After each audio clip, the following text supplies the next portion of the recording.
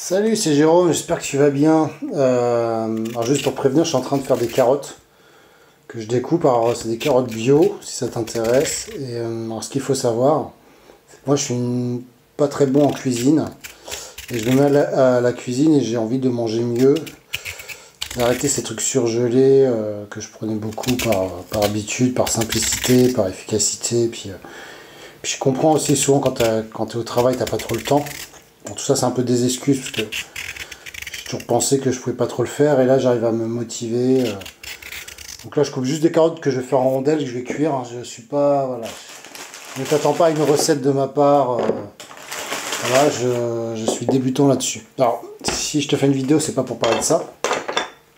C'est de parler pour un truc que j'ai découvert récemment, c'est que je suis atteint d'un trouble de l'attention, ce qu'on appelle le TDAH.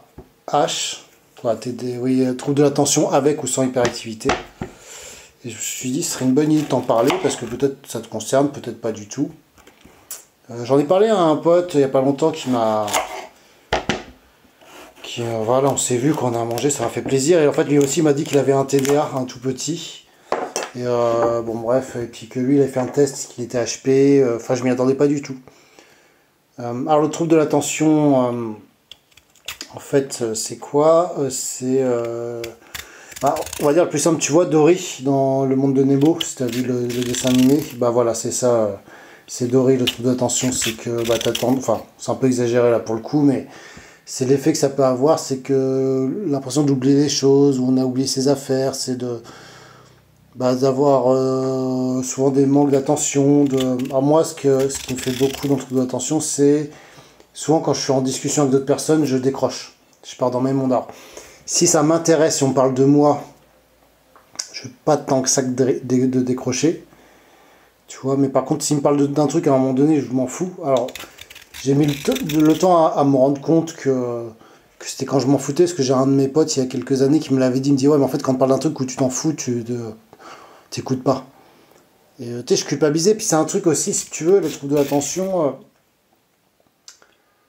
Le fait de le découvrir, je comprends mieux maintenant, parce que pendant longtemps, en fait, j'ai culpabilisé. Enfin, je me rendais même pas compte que j'en avais un. Et ce que je veux te dire, c'est que, enfin, en tout cas pour moi aussi, c'est qu'en plus j'ai un tic qui est associé depuis l'enfance, où j'ai un tic quand je pars dans mes pensées.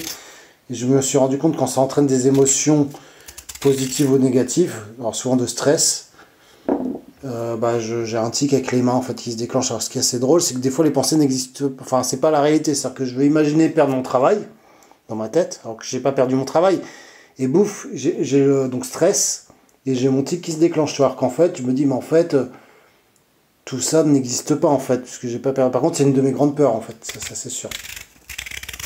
Alors mon fils, il me dit souvent, je le fais quand je suis stressé, quand je suis énervé, quand il me dit un truc pas cool, par rapport à sa mère ou à son conjoint, voilà, des choses pas très cool, je le fais direct, quoi, ça m'énerve.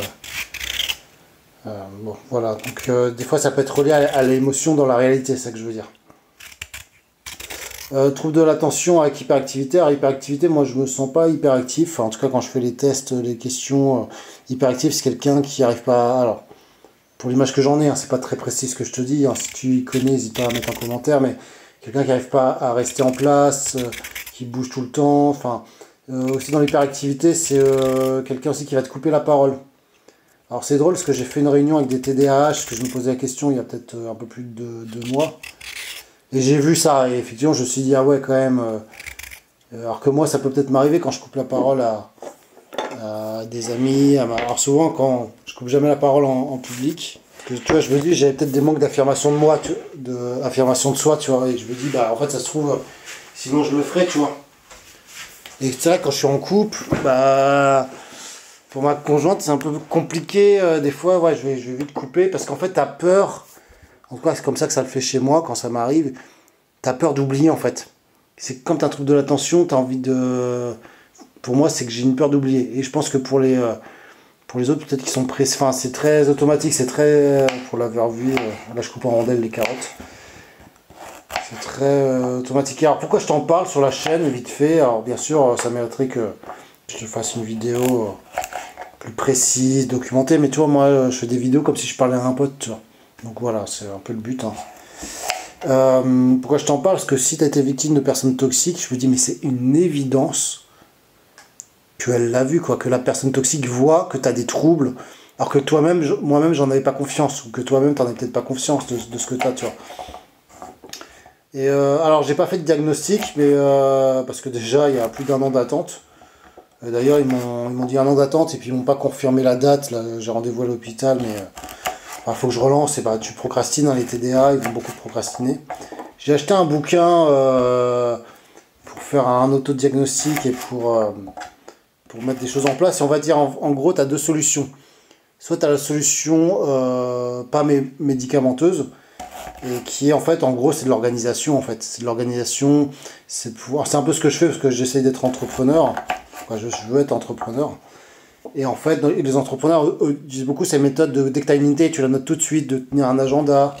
Moi, j'avais déjà des agendas.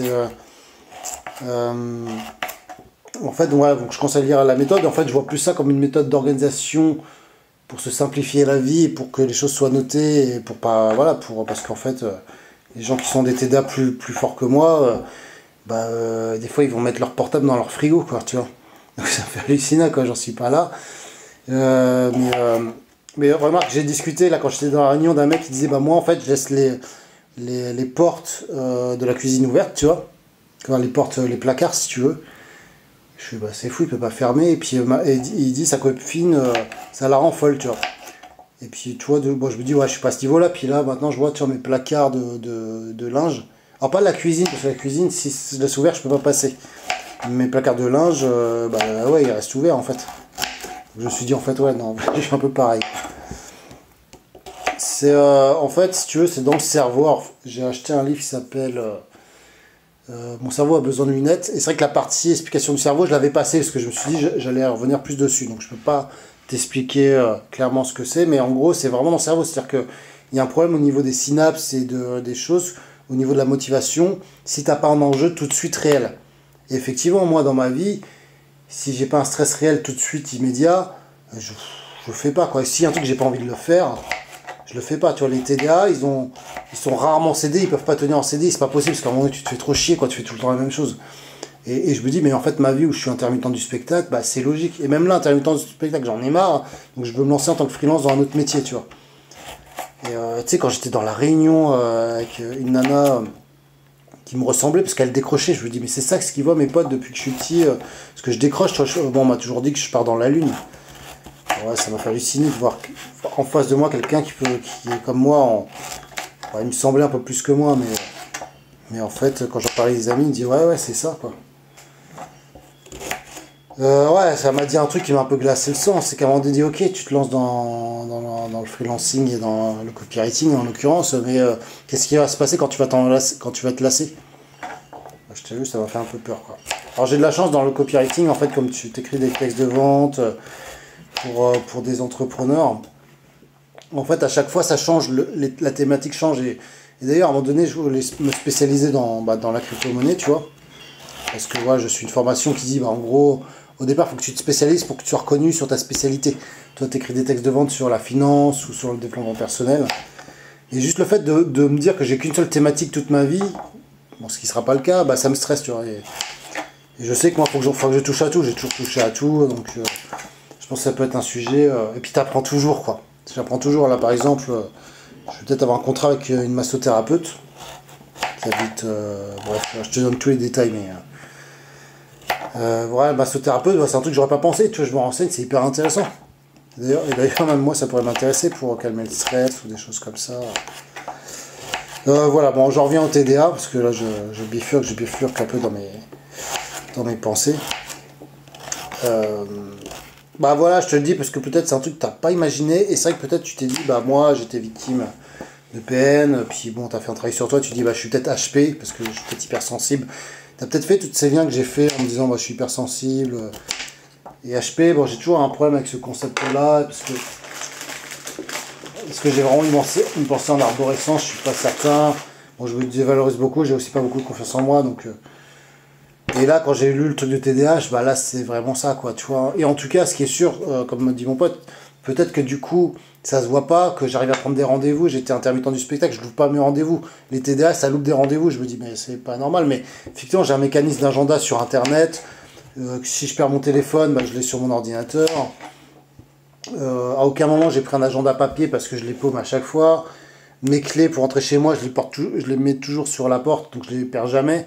Mais parce qu'en fait, si je les perdais tout le temps. Donc souvent, le TDA, il va trouver des mécanismes pour survivre. Et en fait, finalement, ça se crée des habitudes, quoi. Mais c'est vrai que dès qu'une habitude demande une grosse contrainte, comme faire du sport, alors en ce moment je me remets à faire du sport, mais je prends un coach, mais bon, ça me coûte une blinde aussi, tu vois là. Voilà, j'ai vraiment une volonté en ce moment de créer une vie de plaisir. J'en ai marre de manger de la merde, je veux pas grossir, et je veux pas me plaindre, tu vois. Je veux plus me plaindre en me disant, ah oui, mais c'est ma vie, comme mon frère, tu vois ce qu'il disait, enfin j'adore mon frère, hein. Et qui disait, oui, en fait, l'école nous apprend pas à faire du sport, alors... Ouais, mais à un moment donné, bah, tu peux t'y coller au sport, tu vois. Prendre cette décision, et effectivement, si tu t'y es pas mis, bah, moi, pour le coup, ça me coûte cher, ça me coûte un coach. Et mon objectif, c'est de devenir sportif, c'est d'avoir ce truc-là. Alors, j'en suis pas encore là. Mais quand j'arrêterai le coach, bah, je continuerai à faire du sport, tu vois. C'est un vrai investissement, et ça fait plus d'un an que j'y suis. À un moment donné, on a arrêté pendant 2-3 mois parce que j'avais plus d'argent. Et malheureusement, j'ai pas réussi à continuer. Donc, mais là, du coup, je m'y recolle, je l'ai repris. Bon, les finances, c'est un peu aussi compliqué, mais voilà, je vais trouver du travail, je vais être positif. Ça suffit comme carotte, ouais, je pense que ça suffit. Bon, voilà, tu vois, bon, t'as vu, alors, est-ce que c'est ça la pensée en arborescence de passer du coq à l'âne? Bon, je suis pas sûr, tu vois. Effectivement. Mais voilà, TDAH. C'est juste une vidéo d'introduction là-dessus. Peut-être que tu as déjà entendu parler. Si tu es du genre à... Ouais, avec la tête... on te dit que tu as la tête dans la lune. Tu oublies les choses. Tu fais pas trop attention. Mais c'est pas très grave, ça fait même ton charme. Moi, ça a toujours fait mon charme, hein. Attention. Parce que là, je fais la vaisselle. Ça a toujours fait mon charme, tu vois, C'était Jérôme, enfin, tu sais, le mec qui est un peu dans la lune. Et tu sais, quand j'en ai parlé à un de mes meilleurs amis, et je lui ai montré le livre. Donc, le livre, c'est Mon cerveau a besoin de lunettes ou un truc comme ça, pour adultes. Il l'a lu, tu vois, je lui ai montré, mais en fait, c'est une évidence pour lui. Il m'a dit, mais c'est une évidence, Jérôme, on te dit toujours, mais on disait, ça arrive qu'à toi. Tu disais, ça arrivait qu'à toi d'oublier les trucs, de faire attention. Tu vois, je te donne un autre exemple, faire du sport. À chaque fois, je me lasse et je passe à autre chose. Tu vois, le TDA, il va du mal à persévérer. Et je sais pas, et puis et en plus, tu vois, ça a alimenté mon manque de confiance en moi, en fait, ce truc-là, de pas savoir, de pas comprendre, et puis tu te juges, et puis tu te dis, mais pourquoi les autres, ils y arrivent, ils continuent, et toi, tu n'y arrives pas? Parce que, en fait, c'est dans le cerveau, c'est qu'il y a du mal à avoir la connexion des avantages que tu peux peut-être avoir dans le futur. C'est très mal expliqué, dit comme ça. Du coup, ça me donne envie de relire... là le truc, mon cerveau a besoin de lunettes et je pense que du coup je te ferai une vidéo, peut-être avec des notes, il faudra que je me mette à faire des vidéos pour t'apprendre des choses un peu plus concrètes, parce que tu vois là ça reste très flou comme je te l'explique. Mais voilà, j'avais envie de faire cette vidéo pour faire le lien entre période narcissique et TDA, parce que peut-être que je dois pas être le seul, et d'ailleurs mon fils il a parlé à sa mère de mon tic, et c'est étonnamment, elle lui a dit bah en fait c'est sa maladie à ton papa, c'est pas de sa faute, tu vois. Je sais pas, en même temps ça m'énervait parce que je me dis mais c'est pas une maladie.